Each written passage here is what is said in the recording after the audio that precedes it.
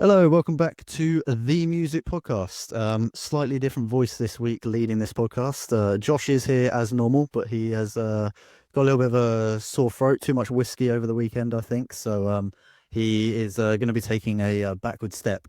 We are joined by Velvet Riot this week, and looking forward to this podcast. Say hello, guys. Hi, how's it going? Hi. So every podcast we start off with over underrated. Now normally Josh does artists. I decided to switch it up a little bit this week, and I've picked some like things within music, simple, overrated or underrated. And Great. start it off with tiny desk concerts. They're quite popular. Ooh, Underrated. underrated for sure. Underrated, cool, Yeah. nice. Lo-fi aesthetics. So a lot of people think they're raw, characterful. Some people think it's just a lazy shortcut, really. Interesting. I'll say overrated Yeah. for sure. Yeah. I'm gonna go Overrated, just fine. For the rated just fine. yeah. They've got synthesizers. So they made a big comeback recently. I know they've been around for years and years. A lot of people love them. I love synths. I think they're great. Some people not so much. Some of our album is synth pop, Yeah. so it's definitely underrated. Underrated. But I'm gonna say it right now. They are the most underrated. They are unreal. I'm here for them. Right. Fantastic. This one, guitars by your knees. So there's a lot of bands that always they Yes. play with their guitars right down by their knees. Sort of like a grunge aesthetic. Overrated for sure. Yeah. Yeah. Overrated. Yeah. I like it when like Two Doors Cinema Club had the guitars up by their chins, like up. See, I liked that. I liked that as well. I'm not a fan of the like Nirvana right down by their ankles. It's a little bit 90s, right? Yeah, very much so. And the last one, self-titled albums. Ooh. I don't know how I feel about that one. Yeah. I think it depends. So I guess what is in the middle of underrated, overrated? I'm just rated fine. Just fine. Yeah, just fine. Yeah.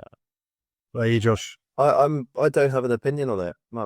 I'm just No opinion on self-rated albums, self-titled albums. vibe. That's the vibe. That's okay. That's the It's not keeping me up at night, Tom. Put it that way. Oh, it keeps me up at night. Right, so sure all the listeners are excited to meet Velvet Riot. Guys, talk me through your music, your story with music. You know, growing up, what was sort of playing in the house when you were young? You know, sort of music you were listening to when you were children. right. We have very different childhoods because my childhood was classical music. So I grew up listening to classical music, like super into it. I used to be a ballet dancer, so this whole classical thing until I met this gentleman. Yeah, for me it was pop music, so Michael Jackson, I know U2, Madonna. Yeah, really mainstream. Sorry. Yeah. So quite a nice clash of worlds almost coming in together. Yeah. Huge fan. And so for you, what was the real like point that you decided like, I don't want to just listen to music anymore. I kind of want to be involved. I want to start contributing my own sort of stuff. Is there like any sort of key moments or anything like that? You really sort of consciously made that decision, or was it just sort of something you sort of fell into more naturally?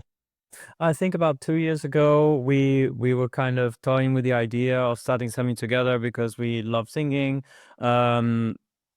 And also I have this love relationship with instruments, so I play lots of different things, and we kind of started doing like jazz covers and just like just messing around with piano voice, and then we're just like, why don't we do something like synth pop? Let's just go crazy. That's how it started. Yeah. And talk me through that. So the next step. So you know you've started writing, and then when was sort of you start then putting music out there, or you start performing? Sort of how was that process and that step into it? Right. So like Eugene's like dream is to perform on Eurovision. So I think when we started toying with the idea of like, let's do something synth pop, he was like, I want to present something to Eurovision. I was like, yeah, why not? Let's do it. yeah. So we started like writing like some really strange synth pop music that never came out because we were not happy with it. But that kind of took us through kind of like a learning journey and trying to understand who we are, what kind of music we wanted to do, and also perfect, because coming from a classical world, I needed to understand the simplicity and minimalism of pop to make it really like pop, literally pop. Yeah. To make the music really get stuck with you, right? So we started working on our album about a year ago, and that's was kind of like the turning point where we put the first single out there, Vampire on Fire, and we got some really great reviews, and people were really excited about this whole retro synthwave universe kind of thing. And then we started performing, and we had really good feedback. We decided to then kind of push forward and do an entire album.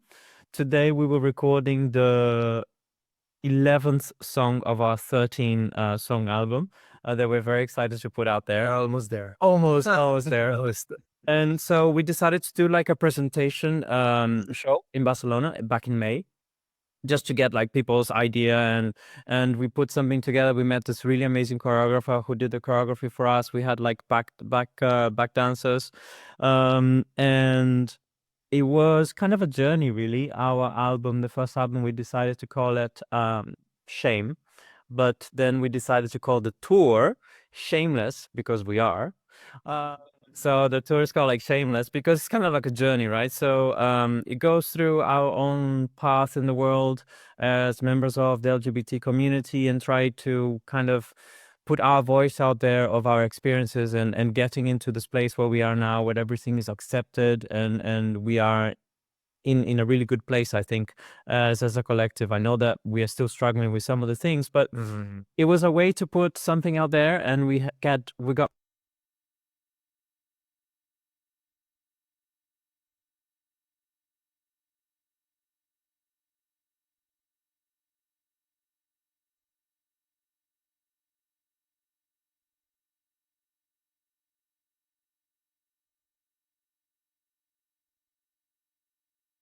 You talked a lot about like music being very like it's about yourself, you know, very, is that very self-driven, is it? And very express, because there's a lot of artists out there that will always almost like take the roles of characters and things like that when they write. Is it very much yourselves? Are you the character, or is there something else you're tapping into? Or So every time we write a song, it's because there is something in either one of us that is kind of going, like rotating our minds, and it's like a context. Therapy. This is definitely therapy. So like, for example, Eugene wrote a song for me for my birthday last year, and because I had explained to him through the trauma of me growing up as a ballet dancer, and having to kind of hide that part of myself. yeah, And the song was called Shame, and the storyline is just really me going through that trauma, and in Brazil. And so every single song that we've made is about a snippet of our lives through the lens of music. So obviously the lyrics are not obvious, so we're not going to say I was walking down the street and this happened, but it's like we paint a picture that, so you feel that emotion when it happened to us, but it's definitely about us, the song. Euphoric and Yeah, exactly. Yeah. and how does that like translate, I guess, as well, like obviously where it's so like raw to yourselves and those emotions, like I guess recording them is one thing because you can be vulnerable in that moment in the studio. Do you find it's difficult then to then sort of like transition to that into like then being vulnerable on stage and things like that, or do you see almost like a power in that of being able to be vulnerable on the stage? Right. I think for me, particularly the transition into the song, because that's the second song in the tour. We start with a cover of "It's a Sin" by Pet Shop Boys, and then it transitions into "Shame."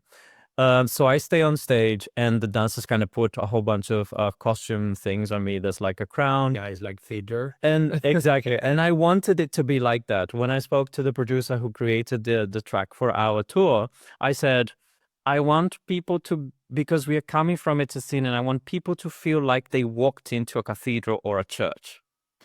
And that's the transition. It's a church organ, cathedral style, like playing the 4-bar chords of the song in a loop, and then I'm getting dressed with like a veil and a crown. It's like, it's super theatrical, but that gets me into that place of hiding from that shame, and that just sometimes when I perform, I get goosebumps just from that intro, and that puts me in that place where I'm vulnerable the whole song. I feel like if I didn't have that intro, it would be kind of difficult to get into that place. Yeah, of course. Yeah, absolutely.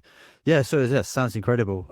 Moving on. So we've got some news. Going to go move into our music news segment. I don't know if Josh has got anything prepared for this because I'll be honest, I haven't. So Music news. We've got Glastonbury won't be returning for next year. They're having a break on the festival. Otherwise, Festival has announced their headliners. They've gone with The Cure, Calvin Harris, and Lewis Capaldi. But it's a really strong lineup, actually. I think it's one of the best in the last kind of decade, really, that the Other White Festival have had, which has been absolutely incredible. Yeah, they're the latest news stories. I did want to say to the guys, though, In the Dark We Shine is unbelievable song, but the thing that really stands out with Velvet Riot for me is the live performances. Like you said, the clips, the Eurovision, the choreography.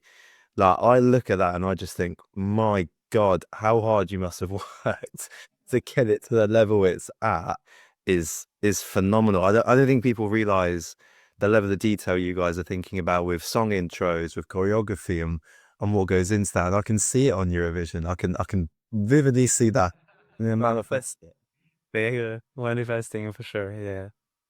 how like collaborative is the process then? Because obviously to get this big, this huge performance and things like that, like you have to involve other people. Do you find that difficult sharing the responsibility almost, or do you welcome it? Because I'm a little bit of a control freak at times, and I always think it'd be hard for me to be like almost approach somebody and be like, yes, let's listen to your ideas. Or do you find that's super straightforward and super easy? I guess it depends on who you work with, right? And Of course, yeah, I for sure it Yeah. depends. Yeah, sorry. Yes, it depends, for sure depends on who you work with.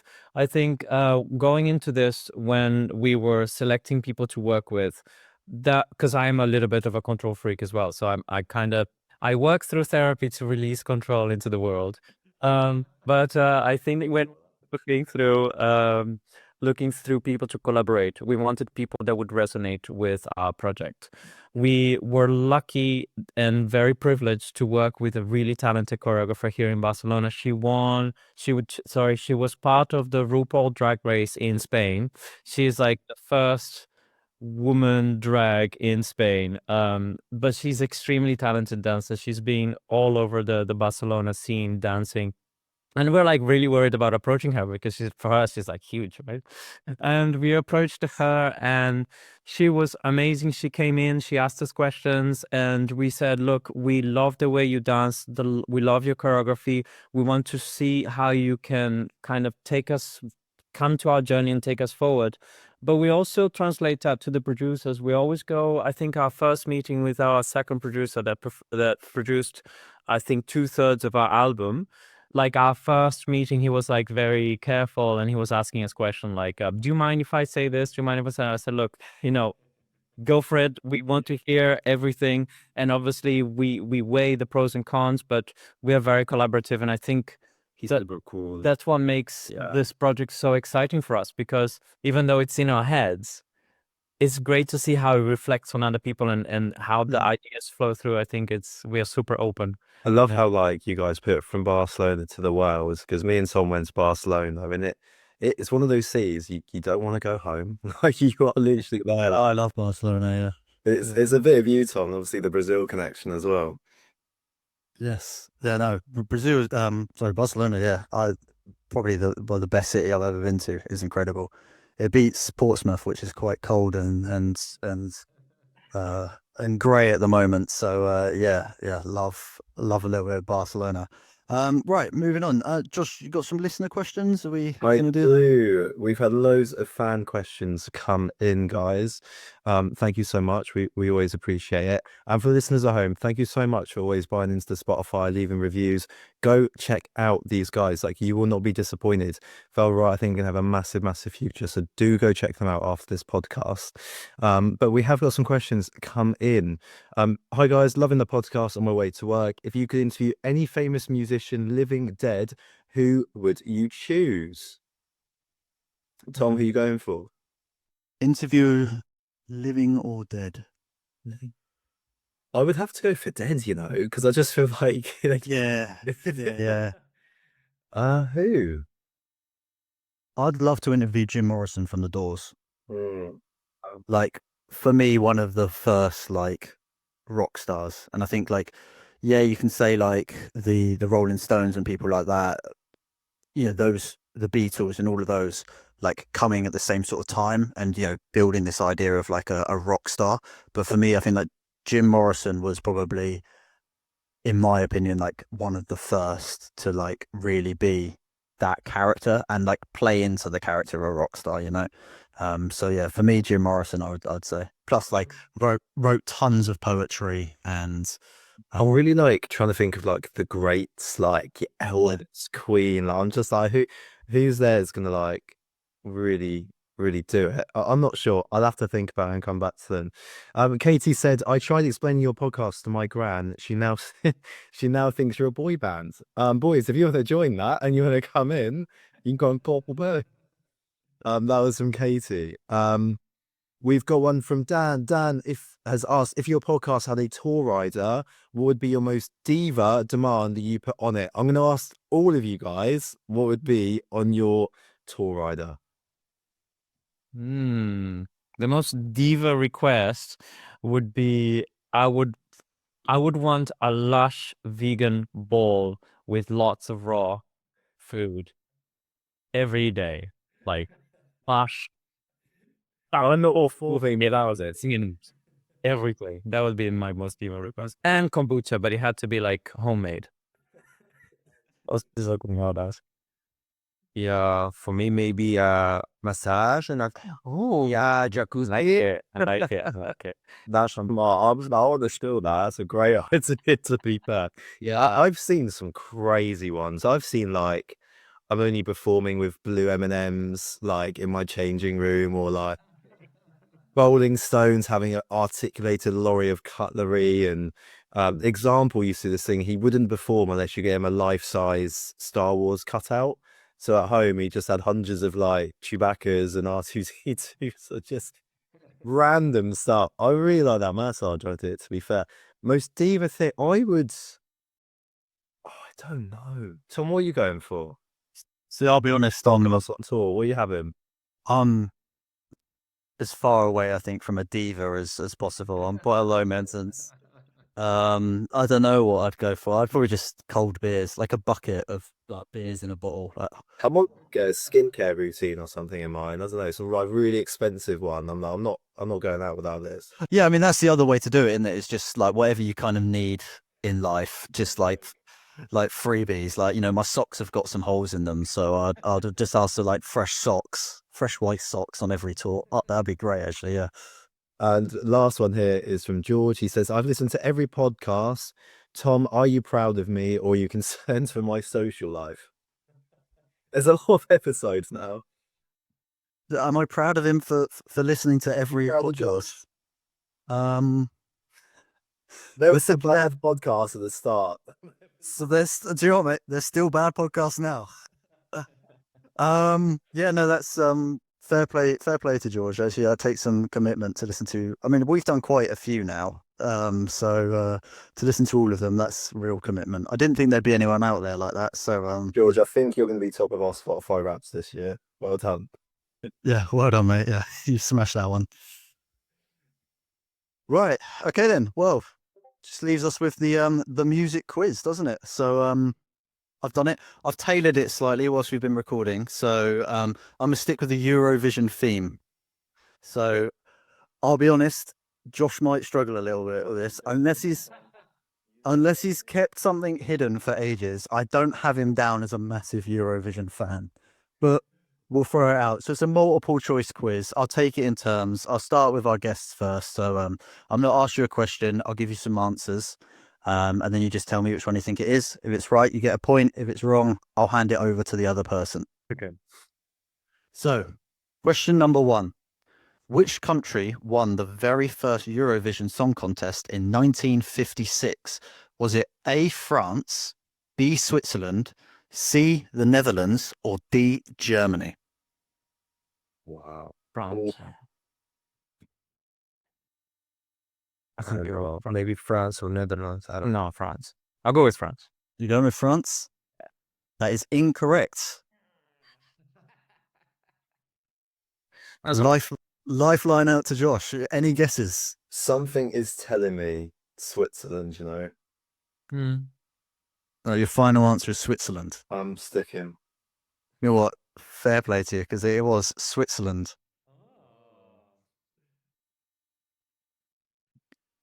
Right, Josh, question for you this time. Who represented Sweden and won Eurovision in 1974 with Waterloo? That would be ABBA. That was ABBA. Well done. I feel like that one was a slight bit easier. Okay. Which country holds the record for the most Eurovision wins? I think it's Sweden. Sweden, yeah. Yeah, it is Sweden. Loreen, this yeah. Alba, Lorraine. Yeah, Ava Loreen. Yeah. Josh, which song, Euphoria, a massive Eurovision hit in 2012? What's the song Euphoria, a massive Eurovision hit in 2012, was performed by A. Loreen, B. Eleni Ferreira, C. Mans Zamello, or D. Netta? I know it's not A, because that would have been later. I'm sure it would have been later than that. So I'm going to go with B. Incorrect. It was A. It was A? Yeah. Oh, sorry, I didn't throw it over to the other team. That was in 2012. Yeah. Yeah. Yes. Oh my God. I genuinely thought that was 2019. 2018. What? Okay, so coming back over, we've got which city hosted Eurovision in 2023? Oh. Is it? 23. Wait, the most. Do you want the options, or you're just going to go for it? A. Rotterdam, B. Turin, C. Liverpool, or D. Stockholm? In 23. Ah, right, of course. Yeah. Fuck. Stockholm, no? I don't know. Maybe Liverpool. Oh, because it was a UK one. Yes, Liverpool. Yes. You're correct. Yeah, Liverpool. I was hoping I was getting fast over it. That's it. Yeah, it was a UK one because you made. Yeah. Yes, I remember. It, yeah. Yeah. So, final question. Which country was famously awarded null points in 2003? Was it A, United Kingdom, B, Spain, C, Germany, or D, Norway? Who annoyed the rest of the world in 2003? Right. I have no idea. I'm going to go with Great Britain. You are right. Yeah. What did we do? Just never get any points. Anyway, Doesn't surprise us as two British guys here. I don't think us sucking at Eurovision every single time is no surprise there. Right, so yeah, just finishing up. We got anything else to share, guys? Anything else going on? Josh, you got any more segments? I was also sure the North guys, what they've got coming up. What does the future hold? People that listened and enjoyed the podcast today, what can they get excited about? We've got lots of singles coming out. We are going to be releasing all of our albums in segments of 3 in the next 3 months. So keep an eye out for that on our Spotify and other platforms. Also, we are planning our Latin America tour. We are negotiating it in the final steps of it, so we're looking forward to meeting all of our fans in Mexico, Argentina, Chile, Brazil, Peru. So keep an eye out for that if you are listening from those areas of the world. And as soon as we've got that sorted out, we also want to do a trip to the UK and give some love over there. Preparing a song for Eurovision. Yes, we are preparing a song for Eurovision. Yes, of course, we always do. So yeah, we are very excited about that. So we are in the process of obviously going through the competition and going through the processes, and we are hoping to let's see. the music podcast is behind you. I can see it already. I'm going to manifest it. Yeah, absolutely, 100%. Lots of exciting stuff to look forward to, definitely. Right, well, I guess that's time to wrap it up then, guys. So, well, thank you very much for your time. Thank you to everybody that's listened this week. I'm sure normal business will be resumed next week with without me hosting, but you know, it's enough of my voice. Well, thank you. I've tried my best, and yeah, well, thank you very much, and we'll see everybody next week.